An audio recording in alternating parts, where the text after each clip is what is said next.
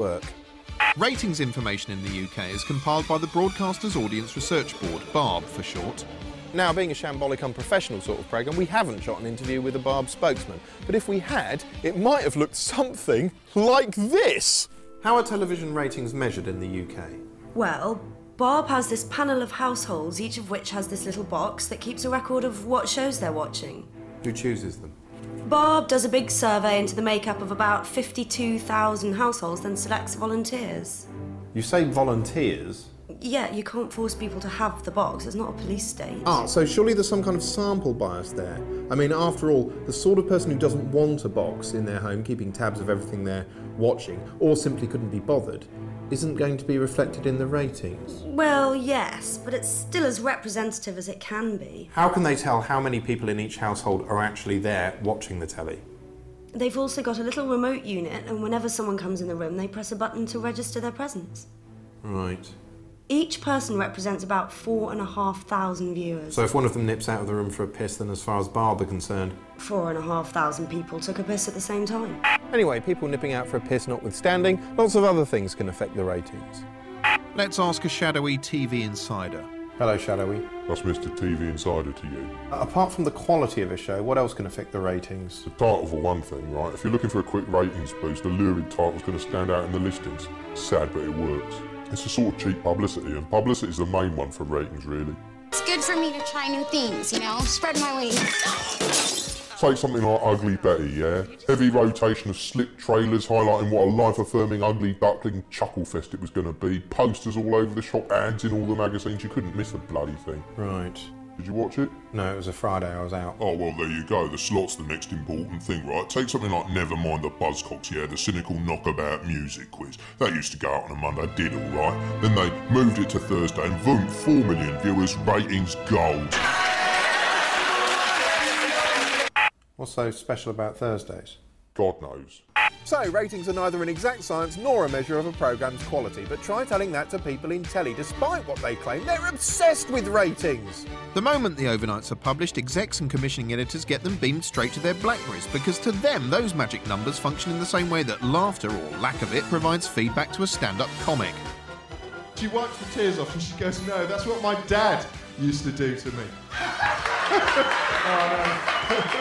If the numbers are high, all is well in the world. Their show's a work of art and they are a broadcasting genius. But if the numbers are low, well, the universe itself has rejected them, and what on earth was a moron like that doing in the job in the first place? And I say to him, "No, it's a breed of dog, you stupid foreign idiot." Yeah, all right. You're shit!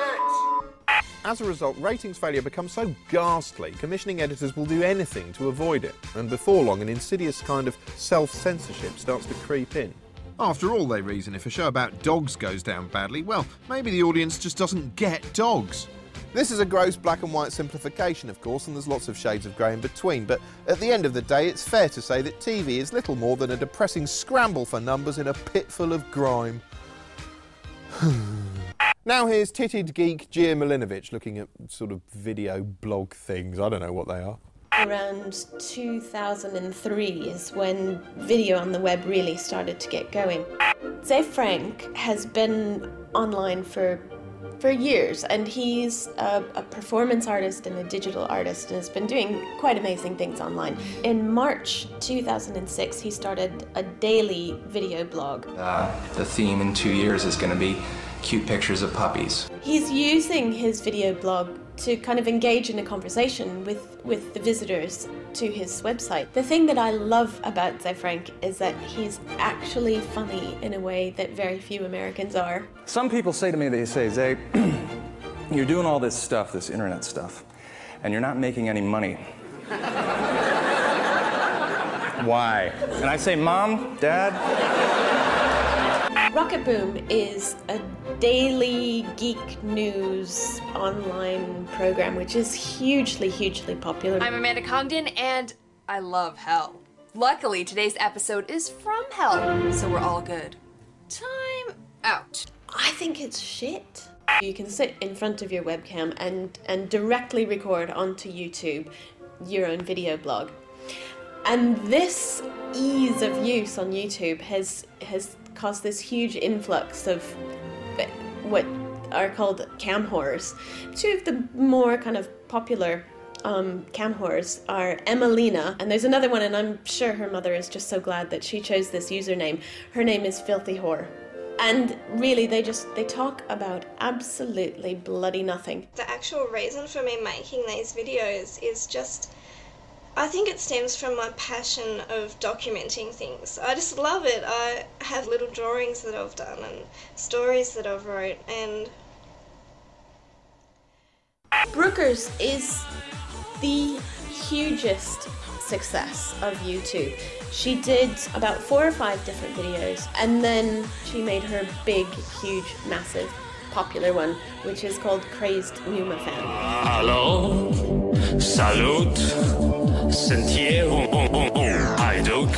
As of today, 4 million people have watched that clip. She's now 20 years old. She's got a proper contract with a proper company in LA. It's a brilliant success. Begging's all well and good, but it's a bit old-fashioned, isn't it? I mean, how the hell are you supposed to swipe a credit card through a beggar? What's needed in 2007 is a modern, updated version of begging, and thankfully, ITV has just the thing. Fortune is a feel-good version of Dragon's Den, in which to get the panel's money, you don't need to be an inventor, just deserving of pity. This is the Fortune 5. Or committee, as I like to call them. Jacqueline Gold, Chief Executive of multi-million-pound success story Anne Summers. We really want to see somebody that is talking from the heart. All right, so who better for that than... Lord Archer. No, she wanted someone talking from the heart. And former Tory MP. Jeffrey's worth around 68 million. He's sold 125 million books. Most of them to himself, by the look of it. Also on the panel, a super slick moneybags Duncan Bannatyne seen here, emerging from a toy plane. Just so you know, I'm out. That's what he says when he's finished having sex with a lady. Then there's Kanye King, crazy name, Crazy Guy.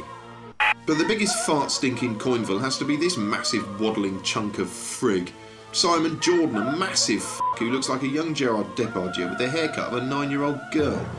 He's the resident meanie, which is just as well because he radiates unlikability like a prick.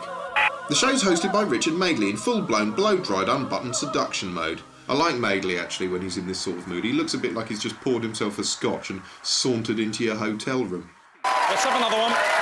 Anyway, the format's simple enough. Wheel on a few members of the public and watch them beg for the money. We're here to ask you for £45,000. Throughout proceedings, Archer seems to be on a demented bid to re-cement his place in the public's affections by playing Mr. Nice. 14 and you've written a 72,000-word novel. It's about a wizard with OCD, obsessive compulsive disorder, and it's a bit out of the ordinary. One should always start with an autobiography. Yeah, Jeff, but from the sounds of it, he's not writing about himself. He's completely incompetent, and as you follow his journey, he causes a lot of unrest in the society he lives in. I've seen a preview copy of that book, and I don't think Jeffrey's going to like it. Basically, there are 4 types of beggar on Fortune. First up, the worthies. We teach people to cycle, and we're going to take part in the Special Olympics. I'm a yes. Okay, well, it's a yes from me as well, then. We've done it! The worthier the cause, the bigger the applause. Actually, that should be the show's catchphrase. I think the worthies are Lord Archer's particular favourites because it gives him a chance to get all inspirational and deliver an earnest little speech with his face all screwed up like that, like he really means it. I think that £200 to each pupil to show them how disastrous, evil and awful the First World War was, what terrible decisions our British generals made, is worth being studied by every school child in this country, and I back you 100%. Actually, it'd be bloody good fun to go on this and stand in front of Jeffrey Archer and say he needed £2,000 to keep a prostitute quiet. Beggar number 2, the wackies. These are the hilarious chancers who, I suspect, don't want the money as much as the exposure. Most of the wackies are so annoying you want to tell them to f*** off before they've even opened their mouths.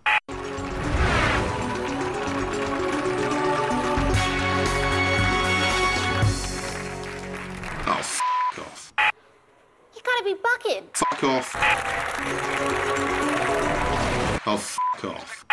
My name is Nicholas. Fuck off. Oh, fuck off. Fuck you. Fuck off, come back, and then fuck off again. Type number 3, the weepies. People with an authentic sob story. Finally, type number 4, wizened cadavers. These are the old codgers whose job is to stagger on stage to be roundly patronised for several minutes by the panel and audience alike. One day ITV are going to put out a show that consists of nothing but old people walking onto a stage to be patronised by a panel for a full hour, and viewers at home will have a red button they can press to lean through the screen and pat them on their little heads like pets. Ooh, goo, goo, goo. And she fits nicely into her pocket, doesn't she? She does. Anyway, it's tasteless viewing, but I suppose at least at the end of the day there's a few underprivileged kids and scout huts that are actually benefiting from it, which is more than you can say for most TV shows, especially this one. You're not getting a penny out of us, you f***ing hand-me-out begging bowl c***s. On next week's show, Presenter School. Hello, I'm Kelly and you're watching Culture Bench. Coming up on tonight's show, is there much point to anything? And if not, what's to stop me just grabbing the nearest pencil and driving it into my brain? Plus, Sandy Toksvig shares a ski lift with Dennis Taylor, but only one can survive. And meet the man who shot Canterbury by having sex with a duck. He says the moment he hammered a stiff one through its hot yellow doors, God shook his mind by the hand. We'll be finding out if it's true. See you soon.